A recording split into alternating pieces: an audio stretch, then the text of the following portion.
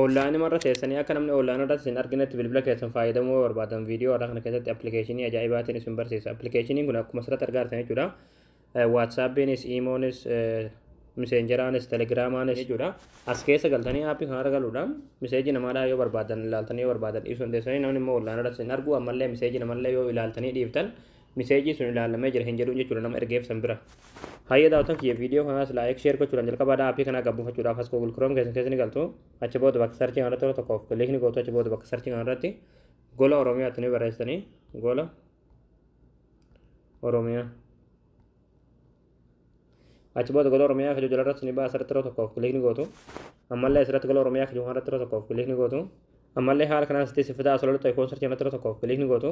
Bakka sarchii kanarratti qubee laa saa taa barreessan achi booda sarchii fuuldura sanatti kilik gootu sarchii goosiftu. Achi booda haala kanaa suuraa kana isin eebidaa suuraa kanarratti tokkoof kilikni gootu.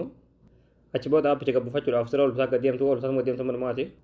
Achi booda dhumarratti qalama diimaan kan barraa aappii as tuqaa buufadhaa akka jalatti daawulood kan turtii daawulood taasisaniiti aappii kana bilbila keessan irratti gabbuufattanii. Hayya daawwatan kiyya aappii gabbuufattanii egaa argaltanii aappiin kun haala kanaan isiniif banama WhatsApp bees Messengeraas Imoos haala kanaan irratti dhootanii asirratti ol baaftanii yaani waan barbaadan Telegiraamallee jechuudha kun haala kanaan asirratti haala kanaan ol baaftanii egaa haala kanaan ol baaftanii.